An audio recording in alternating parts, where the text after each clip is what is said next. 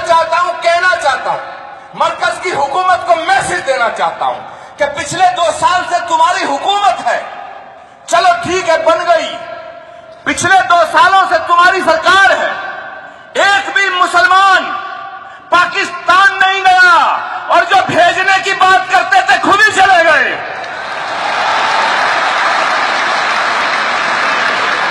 खुद चले गए और चले नहीं गए, बिना बुलाए चले गए। और बिना बुलाए नहीं हजरत, बिना बताए चले गए। ये क्या तमाशा है? इस देश ने हजरत, आप गवाह हैं जंग आजादी की लड़ाई से लेकर आज तक, उस लड़ाई से लेकर आज तक गवाह हैं, क्योंकि आपने उसमें अहम भूमिका निभाई है। इस देश ने मेरे दोस्तों बड़ी आंधियां देखी हैं। गुलाम नबी आजाद साहब आपने बहुत दौर देखा है, या खुर्शीद साहब बैठे हैं, तमाम यहां उलमाए इकराम तशरीफ फरमा हैं, हमारे सभी मुअज्जिज़ हजरात यहां तशरीफ फरमा हैं। बड़े अदब के साथ कहना चाहता हूं, इस देश ने बड़ी आंधियां देखी हैं, बड़े तूफान देखे हैं, बड़े बवंडर देखे हैं। मेरे दोस्तों, जब बवंडर आता है तो कोई भी लफंडर बादशाह बन जाता है। लेकिन घबराने की बात नहीं है। आप नमाज अदा करते हैं, मैं प्रार्थना करता हूं, पूजा करता हूं, आरती करता हूं, घड़ियाल बजाता हूं, इसमें दिक्कत क्या है? इधर मस्जिदें हैं, उधर हैं शिवालय, जहां मुतमई हो वहीं सर झुका ले। आप हमारी आस्था का सम्मान करते हैं, लेकिन हमें आपके अकीदे का एहतराम करना पड़ेगा और करना चाहिए। हमारा धर्म, हमारा कोई भी धर्म ग्रंथ ये नहीं कहता कि किसी भी धर्म के मानने वाले आदमी का अपमान किया जाए, और इस्लाम के अंदर कहीं यह नहीं लिखा है, बल्कि लिखा है किसी दूसरे धर्म के पेशवाओं की बेइज्जती ना करो। पता नहीं वो भी आपका नबी हो।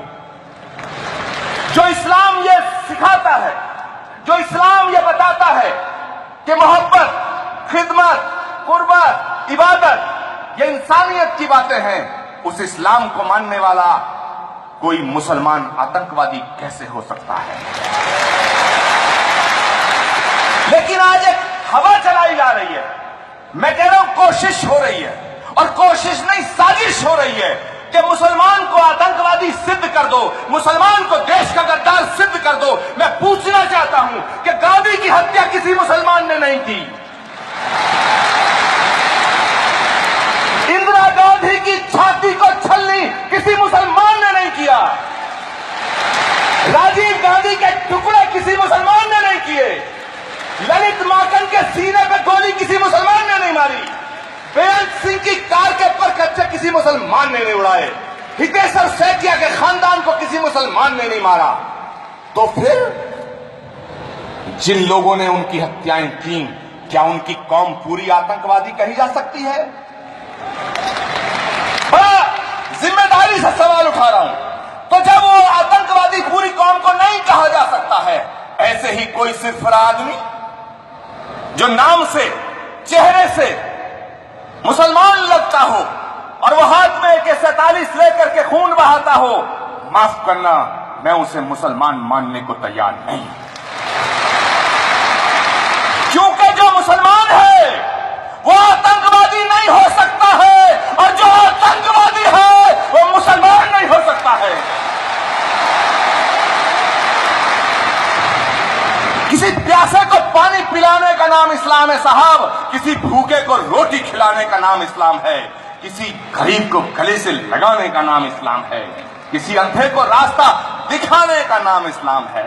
इस्लाम दहशतगर्दी का मजहब नहीं है साहब। अगर दहशतगर्दी, गुनाह, जुल्म और कट्टरता का नाम इस्लाम होता तो माफ करना, पूरी दुनिया में यजीदियत फैलती, इस्लाम ना फैलता।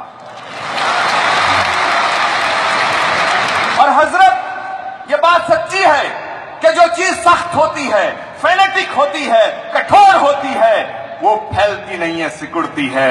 फैलता वो है जो फिराक दिल और दरिया दिल होता है।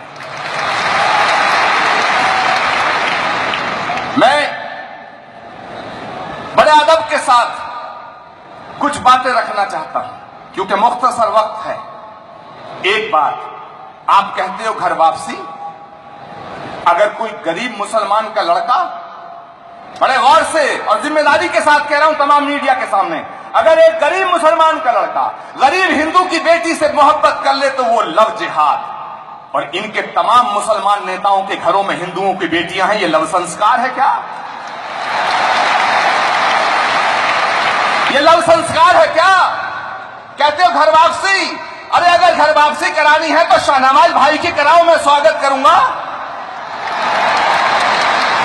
मुख्तार अब्बास नकवी साहब की कराओ, हम स्वागत करने को तैयार हैं, पहले कराओ तो सही। क्या तमाशा हो रहा है?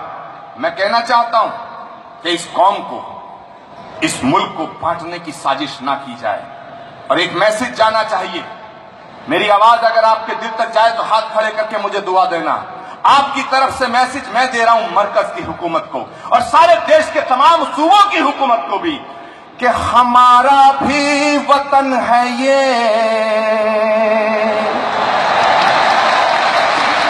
मैं सदर मोहतरम इजाजत चाहूंगा तरन्नुम में पढ़ने के लिए, कि हमारा भी वतन है ये, न यूं कम आंक कर देखो।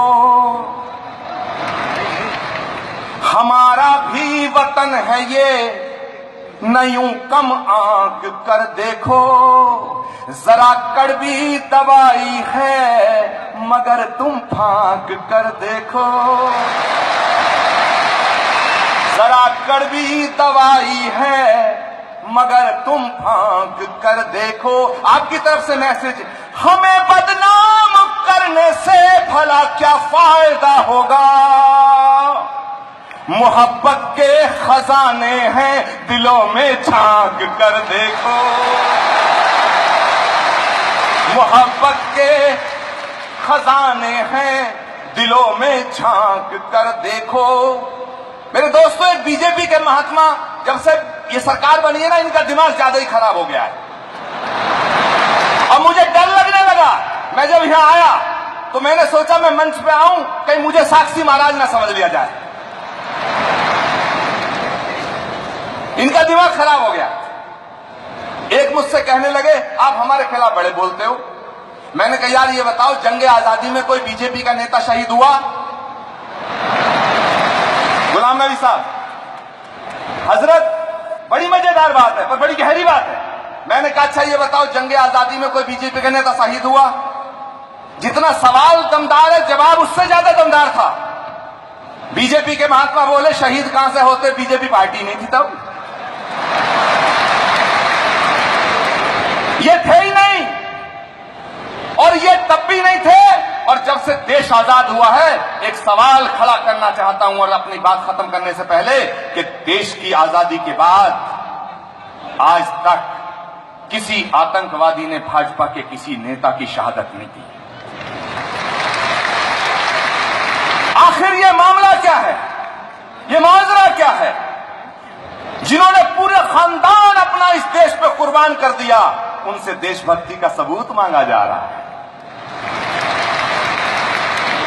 जब देश की आजादी की लड़ाई चल रही थी तो जो गद्दारों के साथ खड़े थे, वो देशभक्ति का सर्टिफिकेट जारी करने की दुकान चला रहे हैं। मेरे दोस्तों, ये देश ना इनका है ना उनका है, ये हम सब 125 करोड़ हिंदुस्तानियों का देश है।